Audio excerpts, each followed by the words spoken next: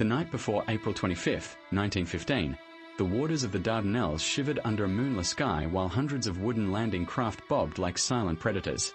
In the cramped holds of the SS River Clyde, the first wave of Australian and New Zealand troops tightened their boots, their faces illuminated only by the flicker of oil lamps.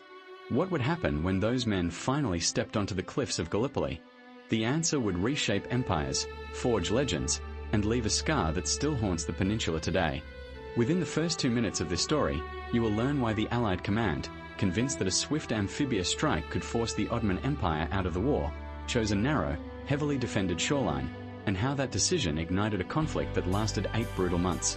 The core conflict is simple: a meticulously planned Theban invasion meeting an unexpectedly resilient Ottoman defense, each side fighting for survival, honor, and strategic advantage. The strategic imperative: by early 1915, the Allied powers faced a stalemate on the Western Front. British Prime Minister H.H. Asquith and French Premier René Viviani believed that knocking the Ottoman Empire out of the war would open a sea route to Russia and relieve pressure on the Eastern Front. The Dardanelles, a narrow strait linking the Aegean Sea to the Black Sea, became the focal point of this strategy. Controlling the strait would allow Allied warships to deliver supplies to the Russian port of Constantinople and potentially force the Ottoman capital, Istanbul, into surrender. The Admiralty assembled a fleet of 10 battleships, 8 cruisers, and dozens of destroyers for a naval bombardment that began on February 19, 1915. Despite sinking several Ottoman forts, the fleet failed to silence the coastal artillery, and mines laid by Ottoman engineers sank the battleship HMS Irresistible and the French battleship Bouve. The naval failure forced the Allies to consider a land invasion to neutralize the forts and secure the Strait. General Sir Ian Hamilton, commander of the Mediterranean Expeditionary Force, was tasked with translating the naval plan into an amphibious operation. His staff estimated that 30,000 troops could land within 48 hours, secure the peninsula, and force the Ottoman government to capitulate. The plan hinged on surprise, speed, and the belief that the Ottoman forces stretched thin after the Balkan Wars would crumble under a coordinated assault. Planning the amphibious assault planning process began in March 1915 at the headquarters of the British War Office in London. Engineers from the Royal Engineers and the Australian Imperial Force drafted detailed beach charts, marking potential landing zones, obstacles, and the locations of Ottoman artillery. The charts identified 2 primary sectors: the northern beaches of the Glyply Peninsula, later called ANZAC, and the southern headland of Capellus. Logistical preparations involved loading over 50,000 men, 1,500 horses, and 300 artillery pieces onto a convoy of more than 70 transport ships. The convoy departed from Alexandria on April 15, 1915, escorted by the same battleships that had bombarded the Dardanelles a month earlier. The troops included 8,000 Australian and New Zealand volunteers, 12,000 British regulars, 5,000 French colonial troops, and a small contingent of Indian soldiers. Intelligence reports suggested that the Ottoman garrison on the peninsula numbered approximately 20,000, commanded by Colonel Mustafa Kemal, a junior officer who would later become Ataturk. However, the Allies underestimated the Ottomans' ability to mobilize additional forces from nearby Anatolia, a fatal miscalculation. On April 24, 1915, the Allied fleet initiated the naval prelude and first bombardment entered the Dardanelles for a final intensive bombardment, with battleships opening fire on the forts at Kunkale, Karbatiep, and Sidolbi here, delivering a combined salvo of over 1,200 shells. Ottoman engineers, anticipating the attack, had reinforced the forts with concrete and sandbags, reducing the effectiveness of the shelling simultaneously. Ottoman minesweeping crews worked under cover of darkness to clear the channels for the landing craft. By nightfall, they had successfully removed or marked 30 of the 45 known mines, but 15 remained hidden in the shallower waters near the landing beaches. The presence of these mines would later cause the loss of several British and Australian landing craft during the initial assault. The naval bombardment concluded at 10 p.m. local time, leaving the forts partially damaged but still operational. The Allied commanders, confident that the forts were neutralized, ordered the convoy to set sail for the peninsula at dawn. At 4:30 on April 25, 1915, the first wave of the Australian and New Zealand Army Corps, ANZAC, began its descent from the SS River Clyde. The landing craft, known as beach ladders, were overloaded with 2,000 men, rifles, and a few field guns. As they approached the steep cliffs of what would become ANZAC Cove, Ottoman machine gunfire erupted from concealed positions on the high ground of the Sari Bear Ridge. Because the landing craft were forced to turn sharply to avoid the remaining mines, many capsized in the surf. Approximately 600 men were either killed, wounded, or swept back into the sea before reaching the shore.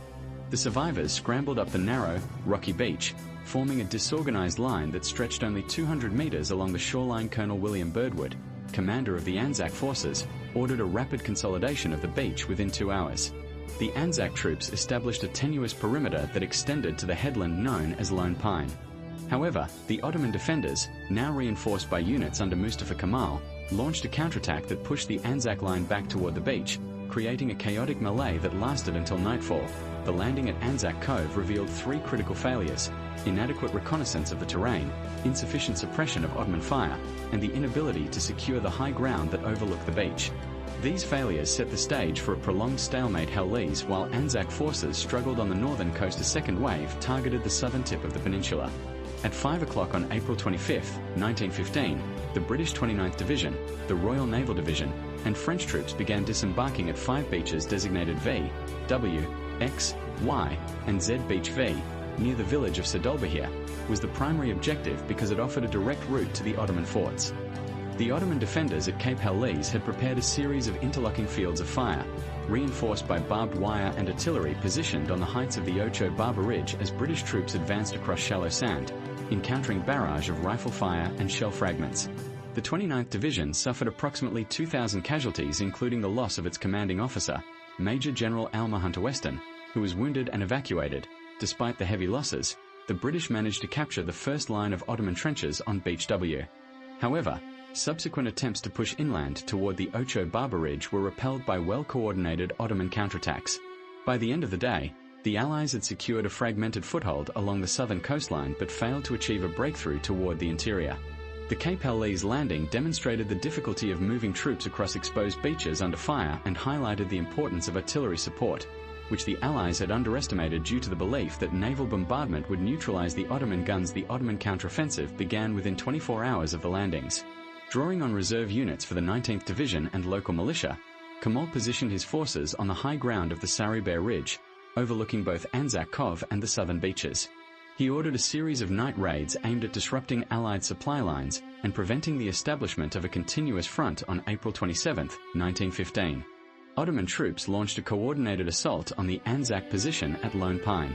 Using hand-thrown grenades and close-quarter banner attacks, they inflicted 800 casualties on the ANZAC side while sustaining 600 losses themselves.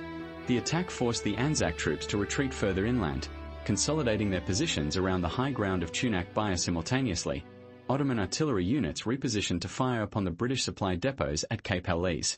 The resulting shelling destroyed 30% of the Allied ammunition stockpiles and forced the British to ration artillery shells for the remainder of the campaign. Kemal's aggressive defense turned the initial Allied advantage into a costly stalemate, demonstrating that the Ottoman forces could not only hold their ground but also launch offensive. By early May 1915, both sides recognized that the campaign would not be resolved in a single week. The Allies dispatched an additional 50,000 troops, including the 10th Irish Division and the 13th Western Division, to reinforce the peninsula. The Ottoman Empire responded by moving the 5th and 6th Divisions from the Caucasus front, increasing its defensive strength to roughly 40,000 men. The terrain of the Gallipoli Peninsula, characterized by steep ridges, narrow valleys, and dense scrub, limited the effectiveness of large-scale maneuvers. Trench warfare, similar to that on the Western Front, quickly emerged. By mid-June, the front line stretched for 30 kilometers, with both sides entrenched in a network of communication trenches, dugouts, and artillery positions. During this period, the Allies attempted several offensives, including the August 6, 1915 Battle of Sari Bay, which aimed to capture the high ground that dominated the peninsula. The attack, led by the New Zealand Mounted Rifles and Australian Light Horse, initially succeeded in seizing the summit of Tunak Bay but was soon repulsed by a determined Ottoman counterattack. The battle resulted in 7,000 Allied casualties and 5,000 Ottoman casualties, underscoring the futility of frontal assaults against well-prepared positions. The human cost. The Gallipoli campaign inflicted a staggering human toll. Allied records indicate that approximately 252,000 soldiers were wounded, killed, or went missing during the 8-month operation. The British Empire suffered 44,000 deaths, the French 12,000, and the ANZAC forces 26,000.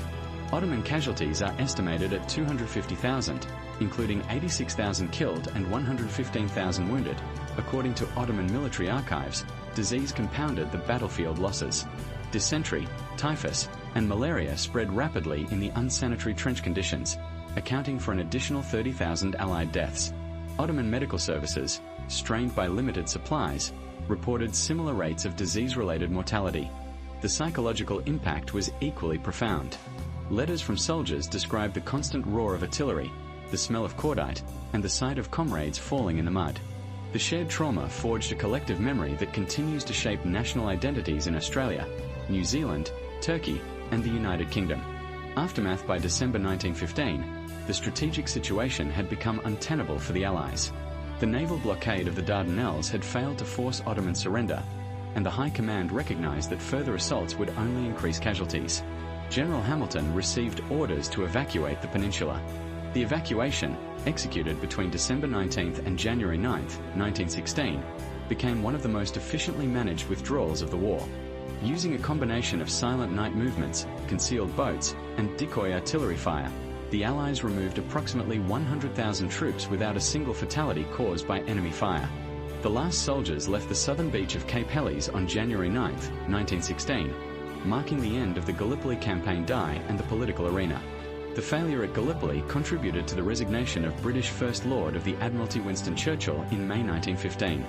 In the Ottoman Empire, Mustafa Kemal's leadership during the campaign propelled him to national prominence, eventually leading to his role as the founder of modern Turkey legacy and lessons the Gallipoli campaign left an indelible mark on military doctrine. It highlighted the challenges of amphibious operations, the necessity of accurate intelligence, and the importance of securing high ground before attempting a beach landing.